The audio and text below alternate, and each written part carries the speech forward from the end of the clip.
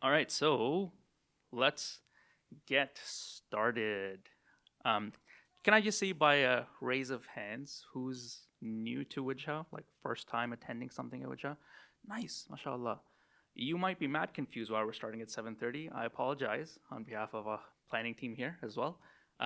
We have doors open at 7. We kind of mingle, hang out with friends. We have some refreshments, and then at 7:30 we begin our program. We usually always write that in our caption, and me and Fatma are going through the Instagram feed, and for this poster was the first time where we didn't actually write that 7:30 is when the talk begins. So I'm very sorry. um, we'll make sure that we do that for next time. But I hope you made some friends while waiting here and had some refreshments. So who am I? My name is Abdul Wasey. There's an ayn at the end, Abdul Wasey. I'm a husband, a father. I'm also a twin. I have to say that because I'm actually a registered psychotherapist, and sometimes people meet my brother with a lot of enthusiasm, and it's not reciprocated, and it's really awkward. I live in Hamilton, Ontario. My brother lives in Mississauga. If you meet him with a lot of excitement, it's not reciprocated. Just know that's probably the wrong guy. Okay? Coffee snob as well. I used to be a purist. I've become a lot more flexible and forgiving with people and their milk and their oat milk. In fact, I ordered yesterday the most bougie drink I've ever ordered. I ordered a iced.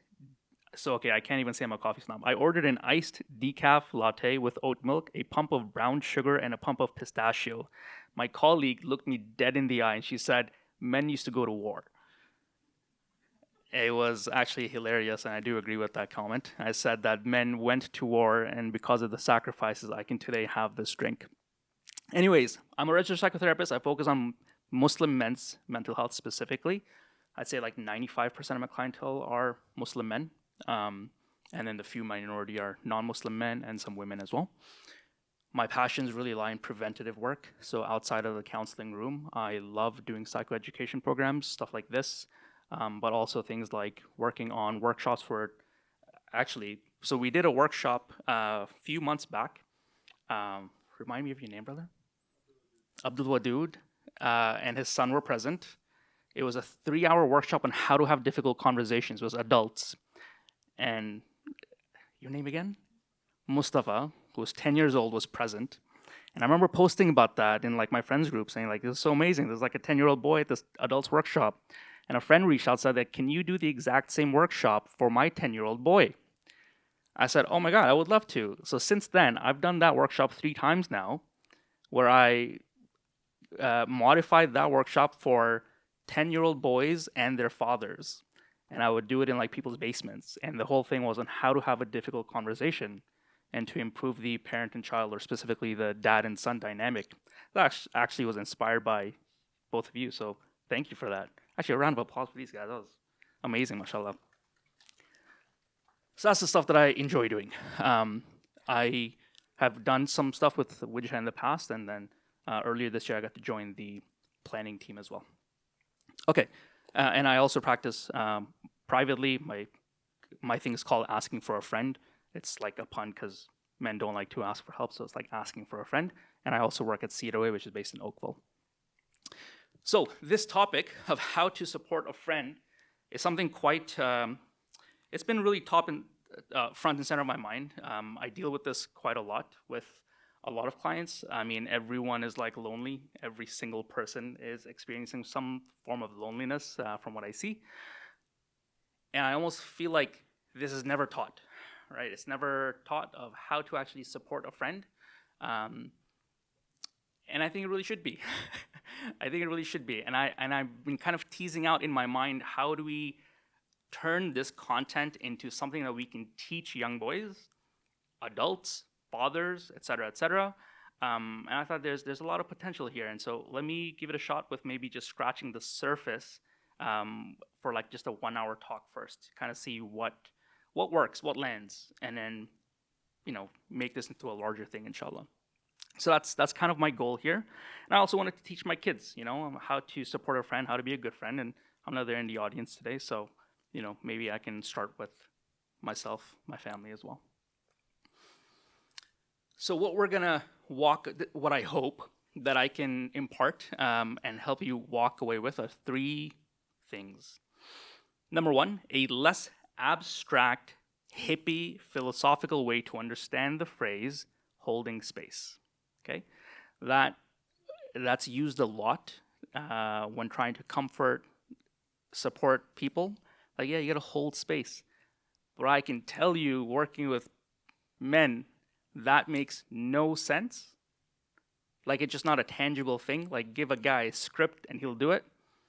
Give us some practical tips and we'll do it. But to hold space, you might as well be speaking German.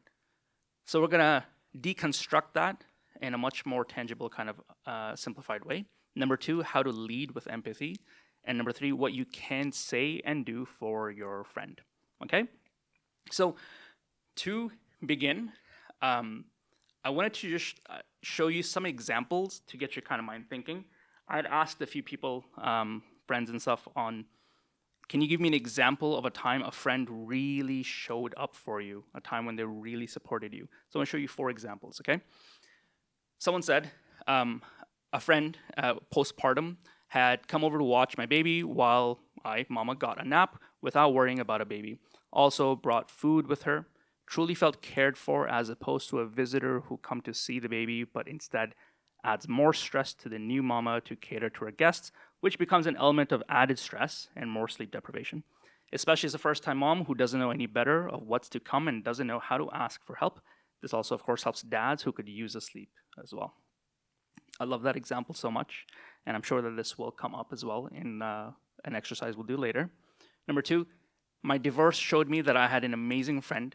She didn't do anything except to remain the same around me. We went out and continued having amazing times, and she never spoke about my divorce, asked me about it, or even treated me 1% differently. She was a space where I could be happily myself, and I would sometimes feel judged around everyone except her.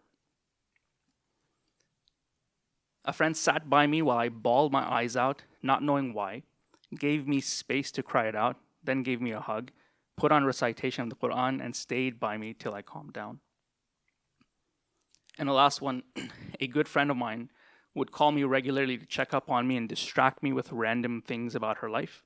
When I was ready to talk, she would listen and provide comforting words with encouragement. Her presence and distractions were very helpful to get over a difficult time. I will point out that each of these 4 examples were shared by women. There were no men who took the prompt and answered my question of how did a friend really show up for you and support you. I'm gonna try asking here if anyone is comfortable. I know I'm risking being met with complete silence, but I will take the risk. If anyone would be comfortable sharing from our brothers, can you remember a time when a friend really showed up for you or really comforted you or supported you? If you're okay with sharing that. You don't have to share the details of it, just higher level.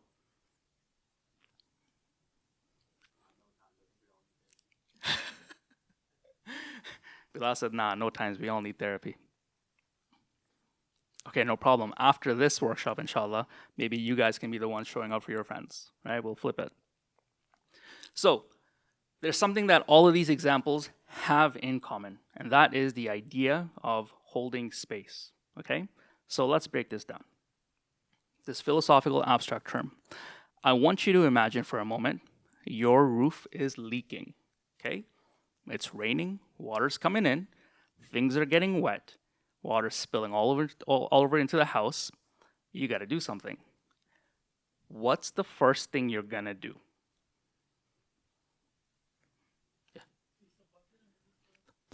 Place a bucket underneath.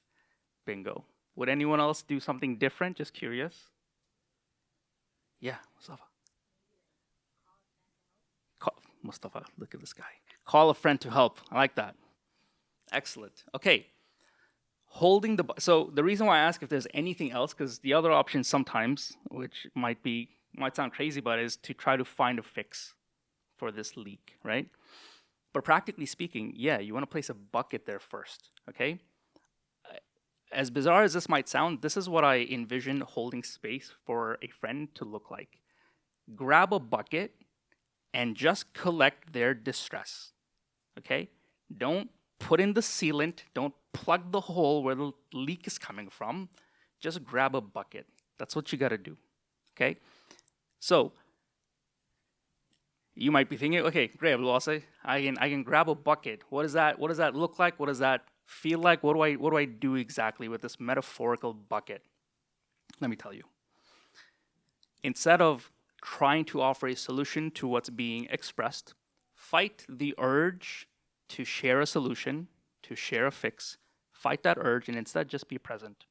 Just be present with what is being shared, imagining as if you literally have a bucket in your hands. You're just being present, you're letting them express it as you collect it. Okay?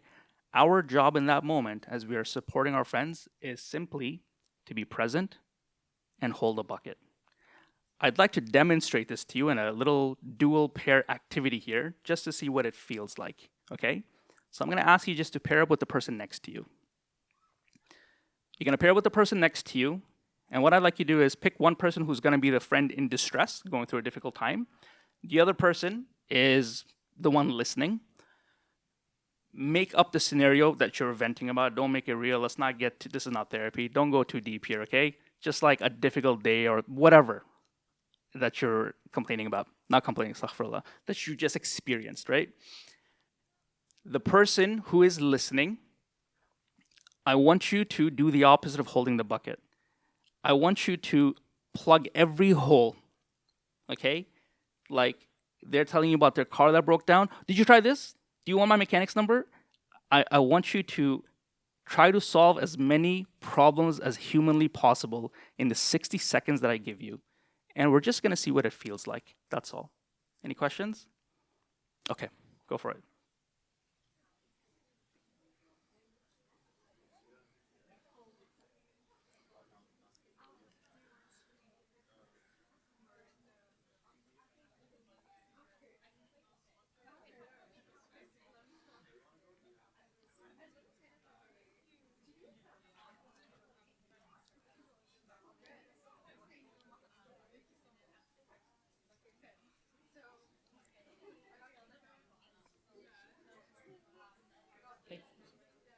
How you doing? Good.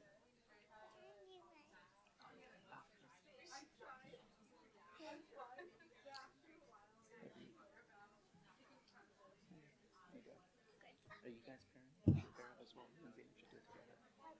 You should practice. Okay. All right, pause.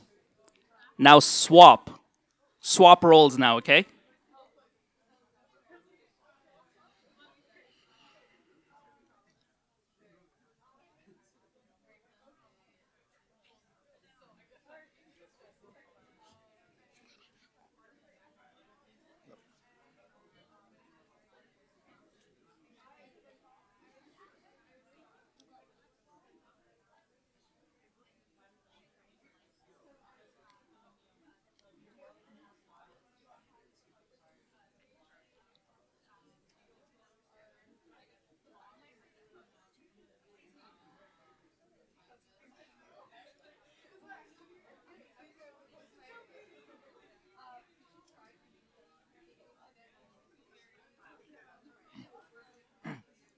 All right. And just finish up those last couple sentences and then come back.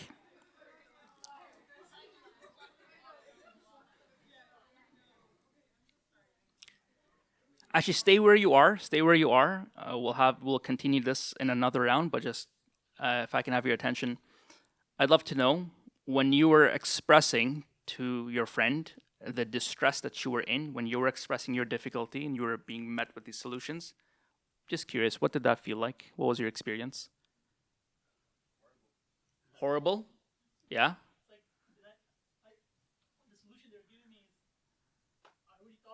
The solution that they're giving me, I've already thought of that. Okay? A little flustered, yeah, frustrated. Absolutely. From the sister side? What was that experience like?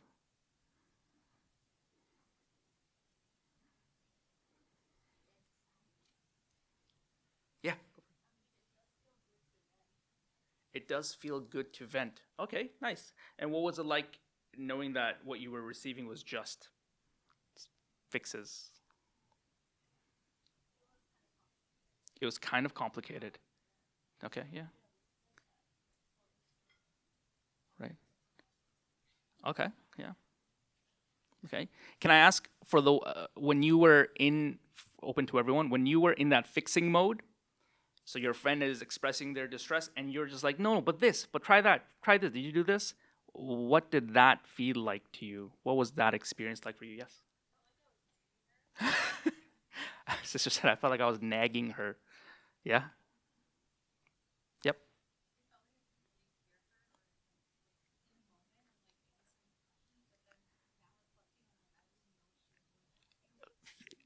Thank you for that. Yeah.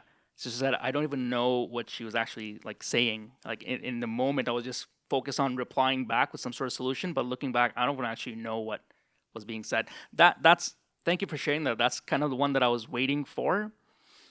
That's that's the difference between somebody who is actually listening to us truly, like we feel like, yeah, this person understands me, they're really listening to me, versus someone who's just hurling fixes and solutions.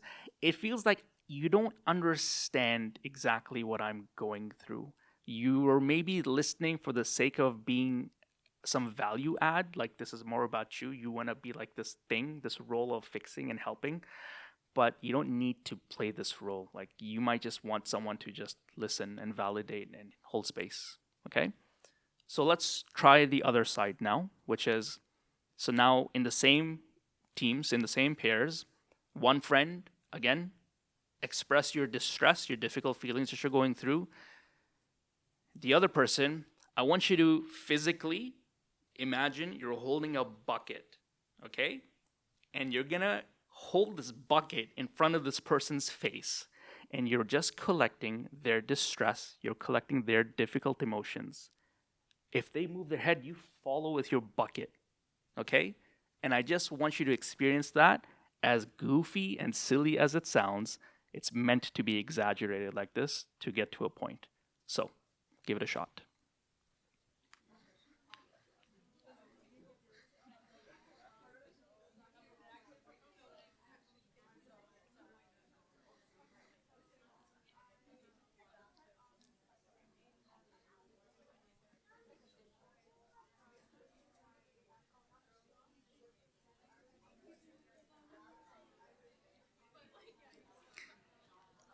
All right, pause, swap.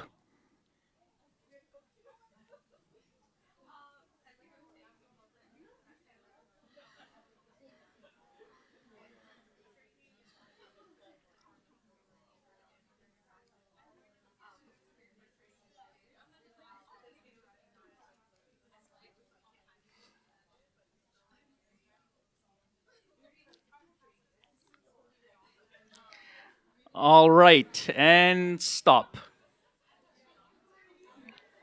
Okay. All right, so let's do a quick little debrief here. So when you were the one holding the bucket for your friend, you holding this bucket for your friend, can you tell me what that was like for you? Can you tell me what you noticed about yourself? What was that experience like for you? Yeah,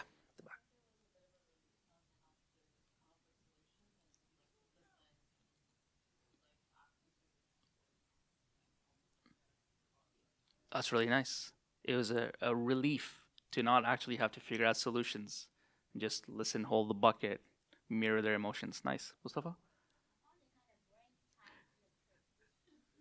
Yeah. Ah, Mustafa loves solutions, he says, and I found it kind of boring holding on the bucket. We'll change that, don't worry. We'll change that. Anyone else? Yep.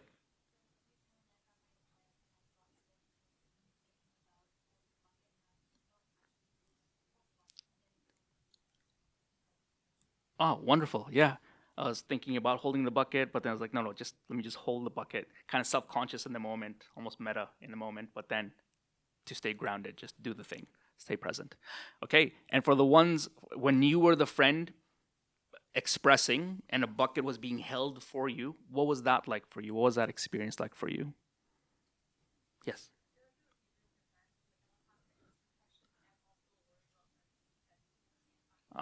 Yeah, easier.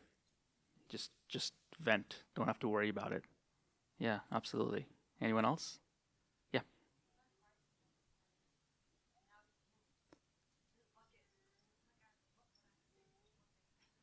Interesting. Can you elaborate on that for me?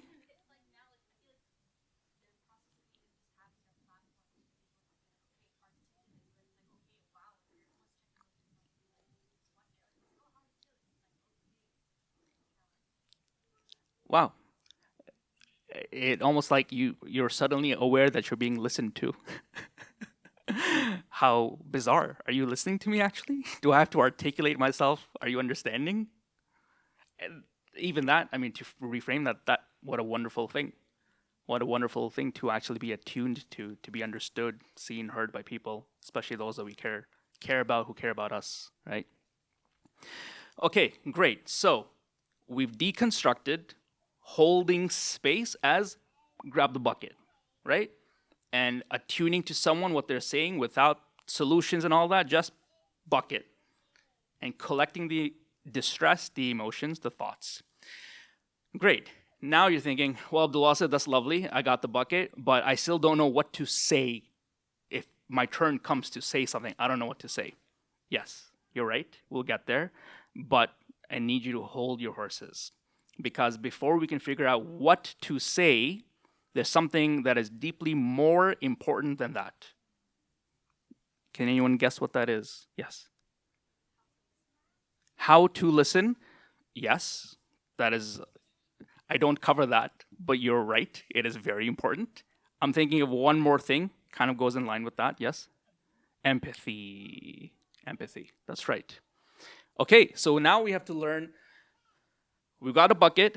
We have to implement empathy, and then comes a step of what to say. Because if we don't spend some time focusing or fostering, inculcating empathy, words are meaningless. They're just phonetics with no basis. And we all know the feeling when we're met with some sort of a phrase, a saying, a word, something, someone saying a comment, but we know they don't mean it. It's empty. And so that's not supporting, that's not true support. So first we have to build empathy. So how do we build empathy? There's a beautiful prophetic example of this.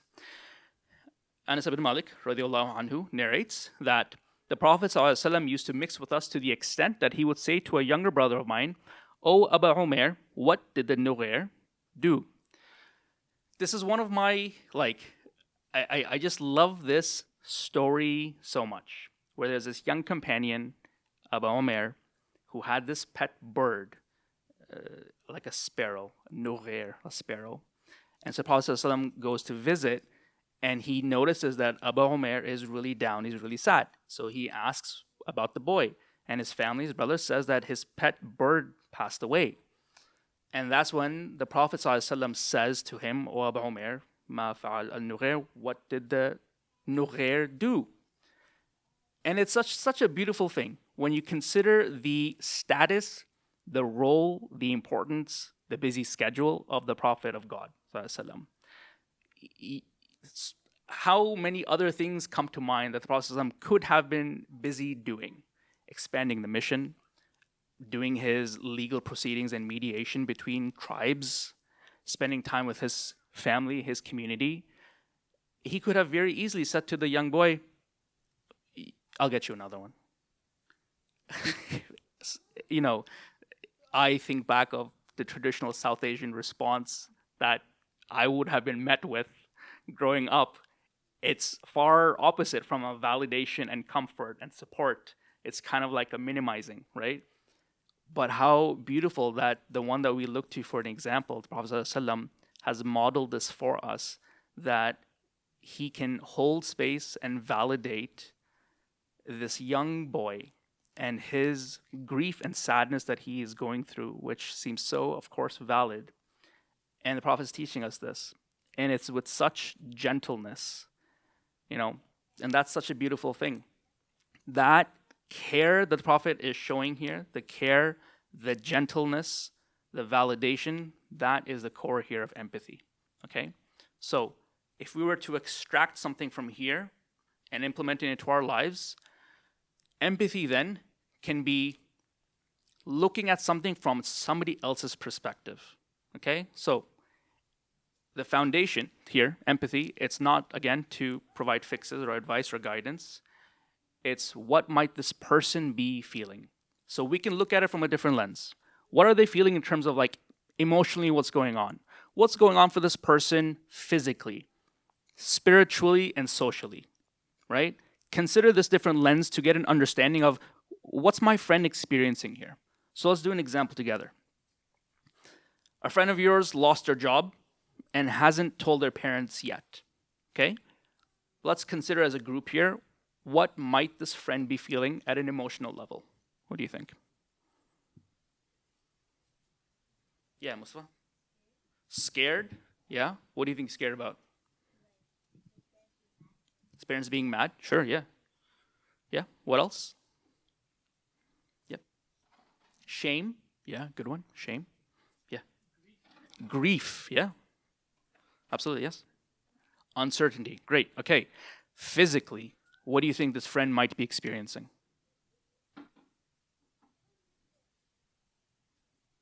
Yeah. Heaviness? Yeah. Yes. Panic? Yeah, absolutely. Yeah. Shortness of breath? Yeah. Disrupted sleep schedule, right? Think of like binge eating, think of addiction, coping, right? All those things. Think of pain, right? Yeah, so higher blood pressure. Yo, bro, my guy. Higher blood pressure. Yes. Spiritually, what do you think friend is experiencing spiritually? Yep. Anger? Ooh, yeah. Questioning, right? Why is this happening? Anger. What's that? Confusion, yes.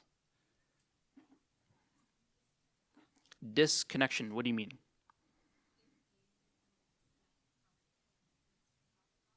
Yeah,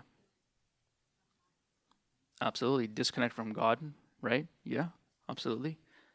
And a common thing also is I prayed istikhara. I got the job. Oh Allah, why would you do this to me? If I prayed istikhara, I got the job. Why give it to me just to take it away? What does this all mean? Why did this happen? A lot of questions here, right? Socially, what do you think they're going through? Mustafa? My guy. Anxiety, yeah. How can that show up at a social level? What would that look like?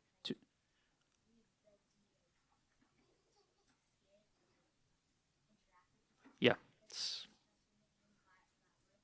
yeah. Scared to interact with people because they might be questioning him, like, why are you not at work? What else socially? Yep. Withdrawn? Yeah. Yeah. Yeah, absolutely. Not engaging with people, retreating, withdrawn. Excellent. Okay, great. There's one additional thing I want to add here, which is really important. We can and should have empathy even when it's their fault. Okay? So in this example, we were looking at a friend has lost their job, right? And they're going through distress. Now, what if I told you this friend got fired? And this friend got fired because of poor performance. All of a sudden, that empathy is looking real weak now. We're like, kind of did this to yourself, though, right? Any thoughts on why this would be important for us to, in the moment of empathy, like have empathy even when it's their fault? Yeah, that's right. They're still navigating a difficult experience. Has anyone grown up in a household when you were a kid and you got hurt because you were doing something that you shouldn't have been doing? Actually, you were explicitly told, don't do that thing. You're going to scrape your knees. You're going to get hurt. Most of us like that happens to me right now. And that happens. You get hurt. And then what's the response you met with? Told you so. There's in Urdu, you would say, bahut acha hua, which means very good, right? Or it'd be like, aur karo, which is like, yeah, do it more, right? Um, and so, like, we're met sometimes as kids with a complete, in the moment, a complete lack of empathy because you know what? You did this to yourself. This is a consequence of your actions or inactions. So now sleep in the bed that you made. And this, unfortunately, continues. We do this to others, maybe not in a, scraping knees type of incident or breaking a plant type thing, but in the way that we deal with our loved ones, it happens. Because when somebody says that, well, I did this, it's like, well, I kind of told you, like, you should have known better. You should have known better. Why'd you do that thing? You wouldn't have been in this predicament had you just seen the writing on the wall, had you just listened to all of us, we were telling you about her, all this stuff, right? But the truth is, we can still have empathy because if we consider it from their lens, not ours, from their lens, we can still appreciate what they're going through emotionally, physically, spiritually, and socially, even if they did it to themselves or if they're partly to blame. Everyone's a human. And I think also to reserve some level of empathy, even when it's their fault, I think in some way it's a manifestation of our ego, like as if we're free of that. We all make mistakes, and we all make really, really basic mistakes sometimes. We're not above that. And so even the one that we're speaking to, they're the same, right? Maybe now it's their turn. Next week is going to be my turn. I'm going to do something ridiculous next week, okay? So that's one thing I'd want to really highlight. So the takeaway from this, from so far, this part of holding space and empathy is practice empathy by reflecting on their experience from their point of view, not ours.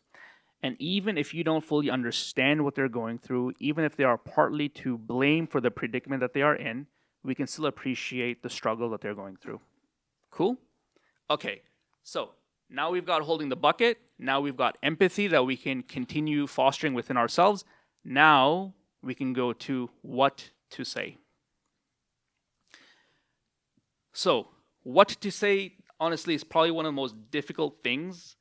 And there's more things to keep in mind of what not to say than there are what to say, right? And we'll go over that too. But generally, the parameters for what you can say, what to say to a friend going through a difficult time. One, you can comment on the emotions that they are feeling. It's called reflecting mood, right? Like, oh, that sounds really embarrassing.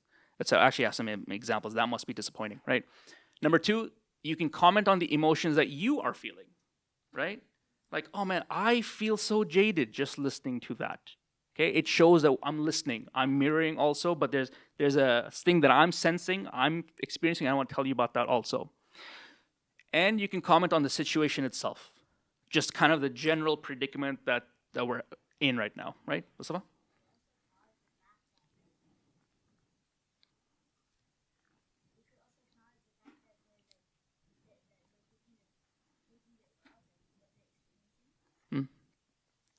Mustafa says you can also acknowledge or comment on them and how they're dealing with it. That's wonderful. That they're doing a good job, how well they're coping with it. Yeah, solid, mashallah. So some examples here, right? That must be disappointing. You don't deserve to be treated that way. I would feel so jaded. I'm always just a text away, right? What not to say is probably more important than what to say here, okay? Here's a kind of short list. Honestly, it probably encompasses almost everything here. One, don't compare suffering. The classic, oh my God, I feel so bad saying this, but the classic thing that I grew up with is like, you don't finish your food, you complain about food, and it's like, oh, what about the kids? So, it's this comparing. Oh, you think you've got it bad? Those kids and blah, blah, blah. Or you compare your own suffering. Buddy, you think you have it bad? I walked uphill both ways in a blizzard to get to school every day, right? The core thing here that we're doing then is we're just minimizing that person's experience. Avoid that. Number two, don't hijack with your own story. Again, we're minimizing. We've turned it onto us. The spotlight was on them, and we said, no, I want it back. I want to talk about myself. Maybe that's an insecurity, who knows? But just let them hold the bucket. Let them express. 3, don't joke unless you're sure. Okay, I have trouble with this one. Because I can appreciate that sometimes with very, very close friends, very super duper close friends, a well timed joke, a well timed, even morbid, dark joke hits different. Okay? But it is so risky. There is so much on the line, so much at stake, that the better thing to do is completely avoid this. Completely. You need to be so close to an individual and have gone through so much together emotionally through your life that even if there's some little rupture or misspoken, the relationship can bear that. So, generally speaking, this is probably far too risky, and the payoff is not worth it. So, don't joke unless you're absolutely 100% sure. Okay? 4, don't spiritually bypass. Anyone familiar with spiritually bypass? What this means? Spiritually bypass. Mustafa, you had your hand up? Don't tell me you had your hand up for this one. Go ahead.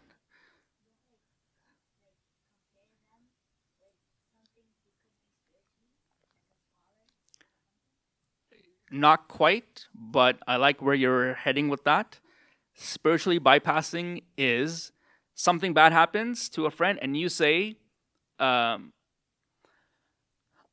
it's written, it's qadr Allah. Uh, you know what? Allah's gonna grant you better. It wasn't it wasn't meant for you. Um, these types of things. Now, okay, just a disclaimer here. There is nothing wrong with any of those beliefs, the comments. Spiritually bypassing is the application of those comments. It's the timing of it. It's to not appreciate, validate the distress the person is in. You dismiss that and you just say, Allah's going to grant you better. Right? Like this person is like, let's just say the story of the Prophet ﷺ with Abu Umair. Spiritual bypassing would have been like, forget the child's emotions and grief and sadness. Forget that. Allah's going to grant you better. I might believe that. As the one in distress, I believe that Allah will grant me better. But can you just attune to my emotions for a moment before you say that comment? Okay? So say it. These are things that we need to be reminded of as Muslims, that Allah's, plan is better than our plan. All these things, it's good to share them. But just check in, attune, validate the emotion before you say that piece, or it seems that we're just bypassing all that stuff. Okay? And 5, don't blame or shame them for what they're going through. Again, that judgment piece, even if they're at fault. Okay? So, just an honesty check here. Who here has ever said one of these things to their friends? Who here is perfect? Raise your hand. Has never said any. No, I'm joking. We're all guilty of these things. But what's important is how we move forward. Okay? We correct, rectify, and move forward, inshallah. So, and a prophetic example here of what not to say. When the Prophet ﷺ held his son Ibrahim, who had passed, and someone said, looking at the Prophet ﷺ's tears, him crying, and the man said, "O Messenger, you too?" Pointing out that like you would cry as well, like you would also be sad or grief and have tears at the death of your child. And the Prophet ﷺ replied, "The eyes weep and the heart grieves, but we do not say anything except what pleases our Lord. Indeed, we are saddened by your departure, O Ibrahim." This is such a beautiful, beautiful hadith. In terms of the parameters here, also adding to what not to say.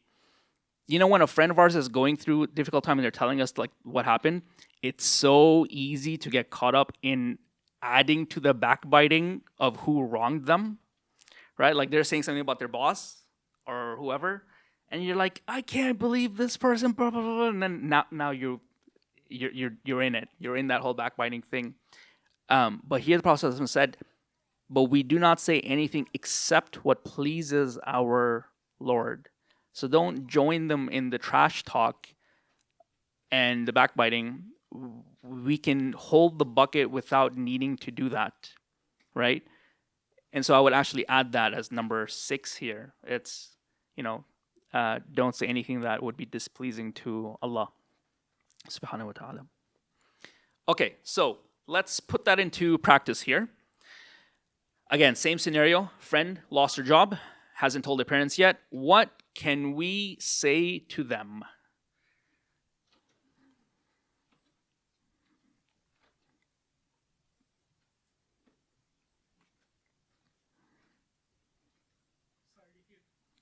I'm sorry to hear that. Okay. Yeah.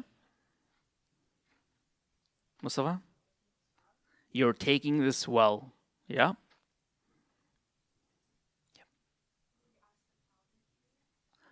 Ask them how they're feeling. I like that. Yeah. Not making any assumptions, just ask. Mustafa?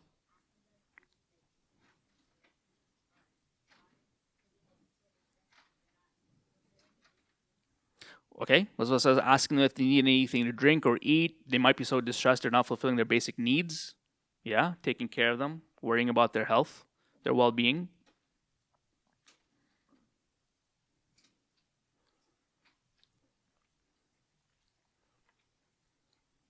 Okay, let's make this a little. Yeah. Say that again. That's tough. Yeah. That's the classic bro line. Bro, that's tough, man. How you holding up? Yeah, absolutely. That's tough. Okay, let's go step by step here. You had your hand up? Okay. Let's comment on the emotions they are feeling. Okay? So imagine here that they've just expressed their difficulties to you, their distress, everything that happened, what they're going through. What can you say about what they're feeling? How can we comment on that? So one is, bro, that's tough. How you holding up? Yeah, Bilal?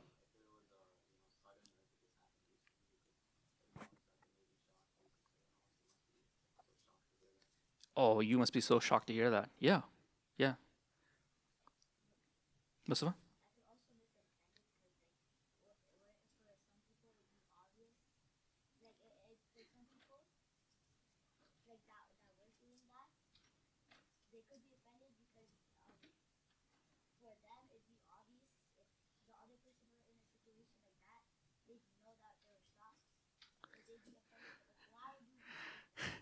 Mustafa, you lost me on that one. I gotta be honest with you.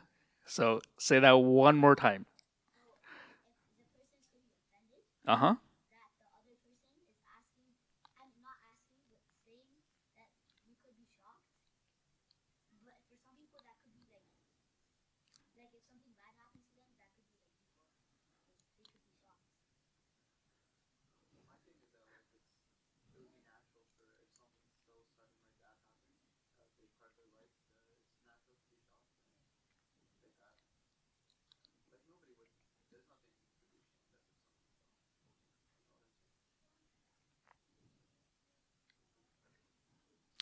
Thank you. Yep.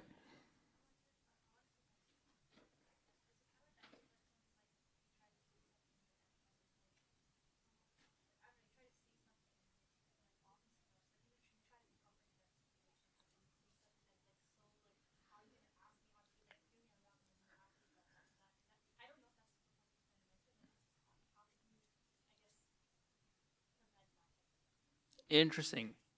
I'm gonna assume, Mustafa, is that what you're saying? That you'd be like offended at what do you think? Obviously. It's an obvious thing. Okay, so your question is then how do you prevent that? Can you prevent it?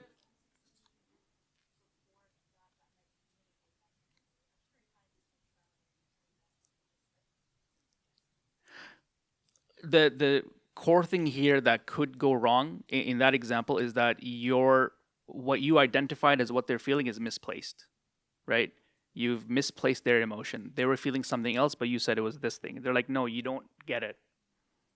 That's not what I'm telling you. Oh, okay. Yeah, you might get a little jolt of feedback, but go with it. It's again, it has to be about them, right? It would be really awkward if in that moment we said, turn it about us also. Like, I'm trying to help. I'm just trying to help. You don't have to be so mean about it. Um, but that's a really good point that it is possible that we, uh, yeah, misattune to what they're saying. Yeah. Someone else, yes, go ahead. Mm. Yeah, absolutely. Yeah, yeah, absolutely. I like the suggestion, sister, that you made of asking them, "How are you feeling?" Safest option, right? Safest option. Oh man, that must be like, dude, that sounds really tough. That came out of nowhere. How are you feeling about this? I just kind of combined all three, right? Yeah, giving them a chance again to express what's going through, right? Okay, if we were to say emotions now, the second one, emotions you are feeling listening to this distressed friend, what could you say? Yeah, yeah. I can't imagine how difficult this must be for you, what you're going through. Yeah. What else? Yeah,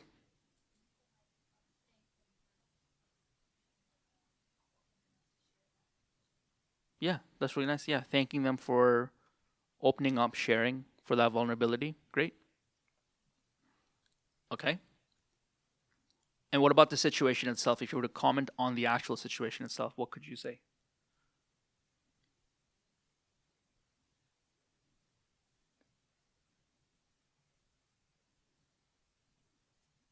Yep. That's a really crappy situation, man. Yeah. Depending on the details, you could even say like they didn't give you any like warning, never came up in a performance appraisal, right? Nothing. Like so out of the blue, if that's the actual circumstance, right? Yeah.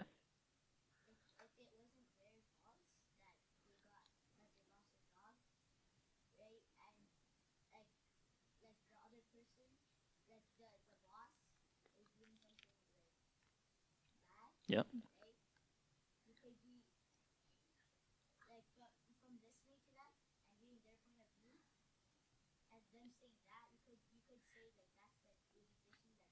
Sure. Yeah. Okay. So they're telling you a little bit about what happened, the motivations of the boss, and you're saying that's that nothing, something's not adding up, something's fishy. Yeah, absolutely. Okay, great. So, hi, hi. So remember then commenting on their emotions, your emotions, predicament in general, what not to say. Don't compare the suffering. Don't hijack with your own story. Don't joke unless you're sure. Probably just best to avoid it, to be honest. Don't spiritually bypass, and then don't blame or shame. And the parameter that the Prophet ﷺ added, of course, as well, don't say anything except what pleases our Lord. Great. So now comes the third last segment of what to do. Okay? We've gone through what to say, but now what to do. Behaviorally, what can we do? And there's a beautiful example of this with the Prophet ﷺ, a hadith narrated by Abu Huraira radiallahu anhu. A man came to the Prophet ﷺ and said, I am doomed.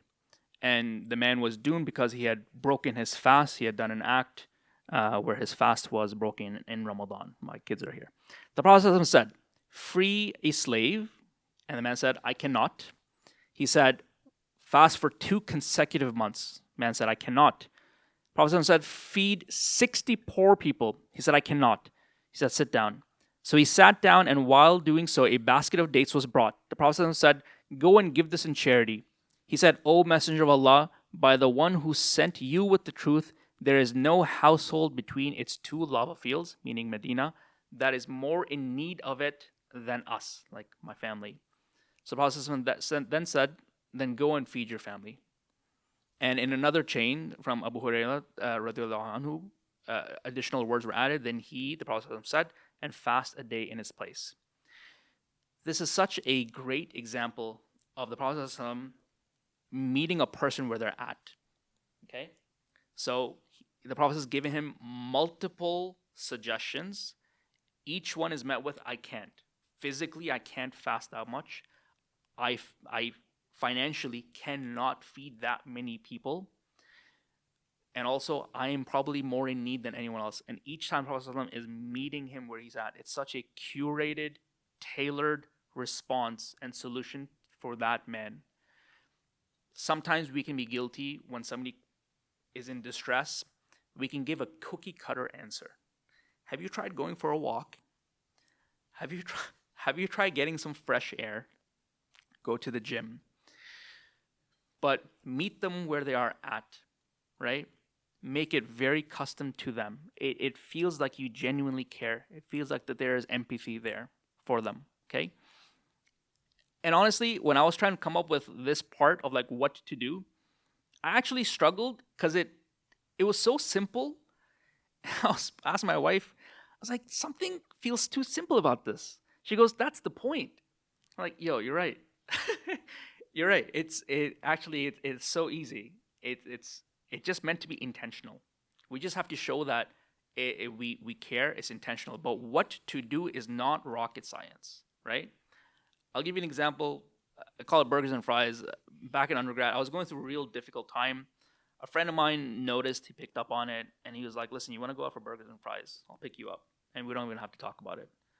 It meant the world to me at the time. I was so appreciative and grateful to have a friend like that in my life. I did not want to talk about what I was going through. And he made that very clear. He came, picked me up, had burgers and fries. It was great. This is before Ridgeway Plaza existed, but it was still good. And that meant a lot, right? And additionally, what to do? Okay, message. Just check in with a friend, right? Hey, thinking of you. Hope things are okay, man, right? Go out without any pressure to talk. Even let them know, right? There was the example from the examples I showed earlier, the real life examples where the sister spoke about how she went through a divorce and her friend never asked her anything, and she felt so comfortable, being around her. She never was treated differently. What else can you do? Cook for them. Drop off food. My brother, my brother's wife. I mean, they had a stillborn many years ago, and so on that day, her best friend sends her an Uber gift card annually. Every year, sends her Uber gift card, like Uber Eats, and says like, "I know it's a heavy day for you. You don't have to worry about cooking." She does this annually. It's been like I don't know how many years now, right? Babysitting, just helping, showing up. What else can you do? Gaming together, go out for a walk, do a shared activity, pickleball, gym, whatever it might be. And asking first, would it help if I? Now, and a sister mentioned this also about like, asking, how are you feeling? I was actually helping a friend with this recently. A friend who would constantly try to help friends and just do really, really super sweet, supportive things. But he would cross the boundary too many times. And in fact, his help became kind of counterintuitive, counterproductive to the relationships. And we had to be like, maybe just ask, hey man, would it help if can I do this? So don't make any assumptions, right? And maybe they'll tell you. I'd love to know from you, what are other examples that come to mind for you? What are things that you can do to support a friend in need behaviorally? Yes. Oh my God. You can make dua for them. Why did I not include that in my list? You can make dua for them. Absolutely. Love that. Mustafa? Give him a hug. Give him a hug. Love it. Okay. The list, I'm sure, is endless, but the idea is it can be quite simple. It's not rocket science, and it just has to be intentional. Okay? Something to reflect on, homework for all of us, myself included. Who in your life might need you to hold space for them right now? Just take a few seconds and think of if there's anyone in your life who could benefit.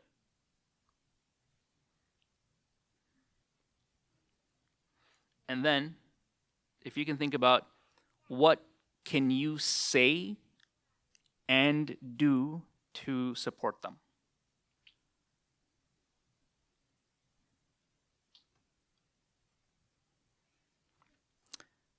You don't have to share that. That's just for you personally. I won't even ask. But I hope that maybe we can use some of these things from today and implement into our close relationships. And it doesn't have, I know the title of today is How to Support a Friend, But obviously all these things are you can extract and put into your other relationships as well, right? Okay, so let's bring it all together then to kind of conclude here. So, number one, grab the bucket. Number two, lead with empathy, and that means consider their point of view and their struggle from where they're standing. Number three, don't say things that take away from their experience, right? Don't make it about us, you, etc. It's them. Just listen to them. And four, what to do is not rocket science. You just got to be intentional. These are at least my takeaways, and I'd love to know what are you taking away from today's workshop, if anything at all, Mustafa.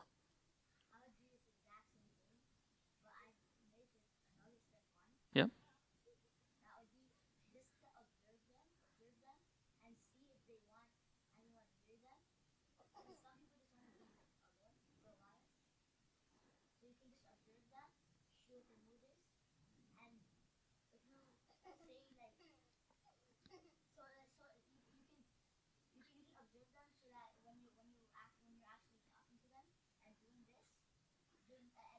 Mm-hmm. Love that. Love that. That's beautiful. That's I think you understand the honestly the core of emotional intelligence quite well, right? Before you can like act or say something, even attuning or even knowing like, do they even want this? Are they even in the right space emotionally, mentally to have me do something? Beautiful. Love that. Thank you for sharing that. What are you taking away from today? If there's anything that resonated with you, stood out for you. Yes. Ask, don't assume. Nice. Thank you. Yeah.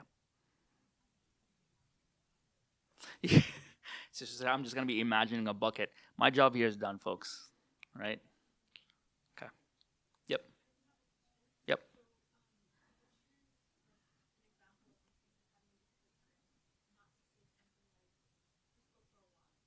Yeah.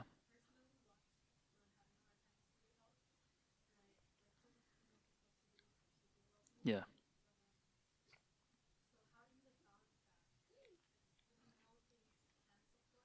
Yeah.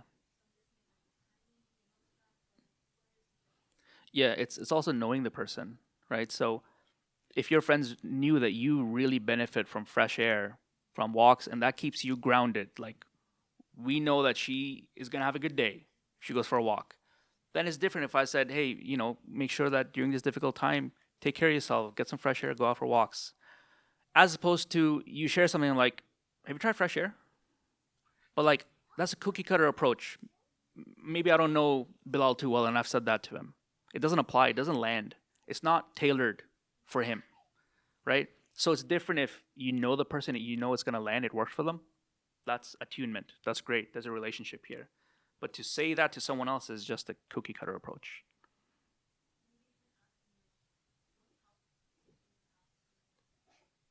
Sure. Yeah. Only if it is established that we are now in some sort of solving mode of that conversation. Until then, you're just grabbing the bucket, right? Yes. Yeah.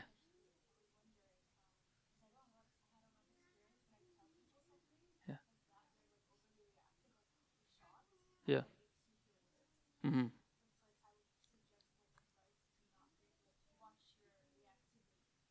Okay. Yeah. Would you say that that's different than shaming? Like how we react in that moment to someone to make. Okay. Got it.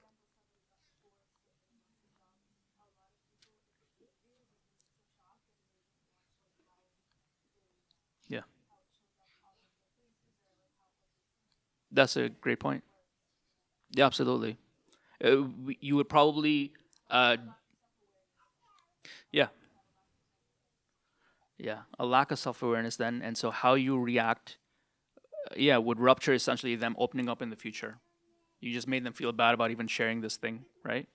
Yeah, great. Thank you for sharing that.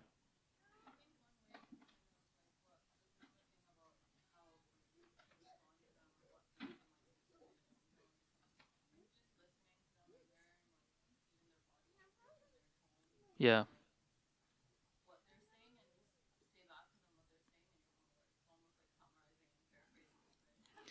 That's all. That's yeah. Absolutely. Yeah.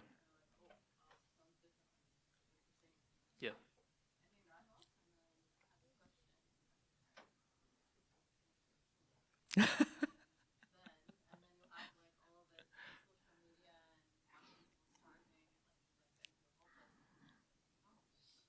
Yeah. Yeah.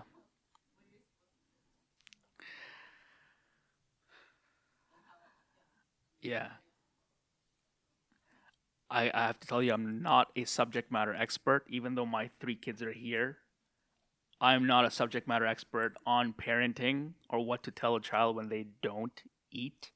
I think for me and my wife, what's worked on a like a personal level, not an expert level, is kind of do the opposite of what our parents did for us. So far, that's kind of our strategy. Rida wants to share, please.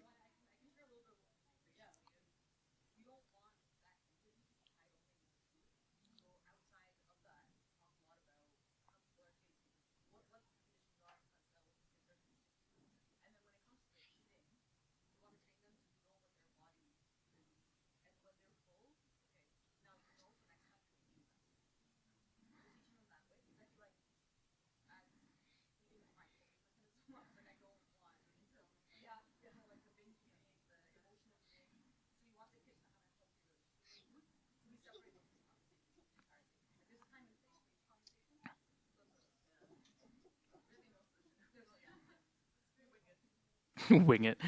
Thank you. Thank you for subbing in there. You had a follow up. Okay, come back to us. Bilal? Yes, sir. Okay.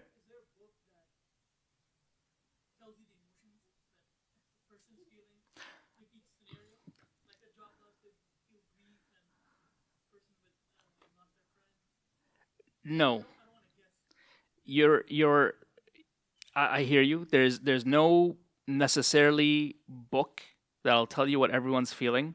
However, there is the feelings wheel.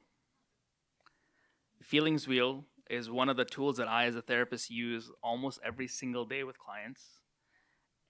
And I'm technically challenged at the moment, but feelingswheel.com. And the emotions wheel, feelings wheel, that's right. Yeah, it's just, it helps us to identify. You start in the middle, then you branch out with based on the color gradient. If you selected happy, yellow, then go into the middle, then the last one. But that's a wonderful way of learning to identify label emotions, right? Or else it's like, I'm overwhelmed. Okay, that's fine. But maybe embarrassment feels different than jealousy, than shame. These nuanced differences make a really big difference. And when I say that, like, when we can identify what's going on for us better, like when we have that self awareness of us, we'll be able to better identify it out in the wild as we see it happening for others, right? It comes to first emotional attunement within ourselves. Keep it in your pockets. Yeah, bookmark it on your phone. Yes. What's that?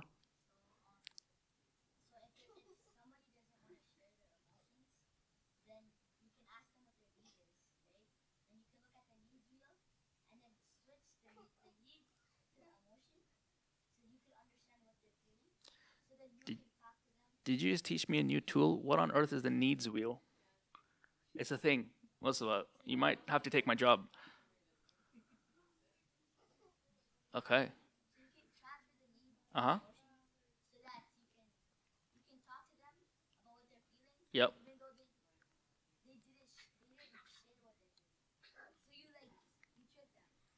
A little investigation going on. You tricked them, you said. I like that. Thank you for teaching me something. I will now go home and look at that. Yes, Noor.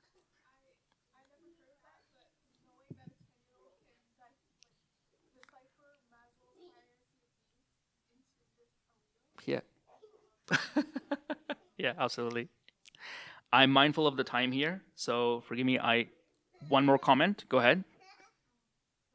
Question. Yes.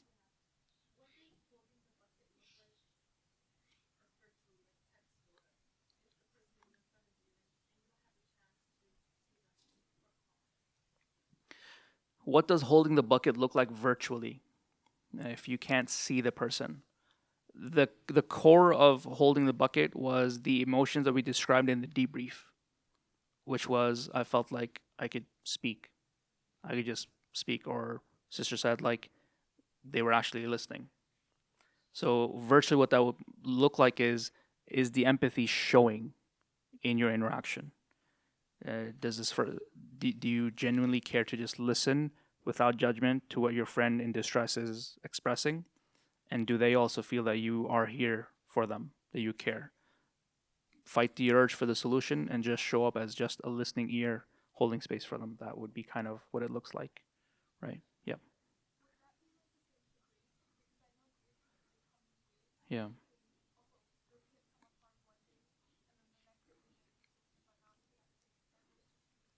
Yeah, absolutely. It would be. It really, we're when you say holding a bucket, we're not necessarily speaking about one particular emotion. We're just talking about the approach to deal with emotions, whatever emotion that is. It's more so the approach is holding space, right? Okay. Forgive me, I went over time by 7 minutes. I want to thank you all for coming out today. Alhamdulillah, this is a lot more engaging than I had envisioned, and I'm really grateful for that. And I think all of the engagement and feedback and questions, comments makes me feel like, yeah, maybe this is potentially a topic that can be elaborated on in a lot more detail into an actual workshop type thing that's a little bit more practical. I'm not a TED Talk type of guy. I don't really do that. I enjoy the participation, the engagement, the activities, team building, stuff like that. I really enjoy. So it gives me hope that maybe this is something we can do later on. Thank you all so much. Also, for Wijhah, we do a demographic survey. If you would not mind, it helps us figure out just who's in the audience, who are we catering our services to, and what we can do to better, serve our demographic, our audience. My wife is saying make it bigger.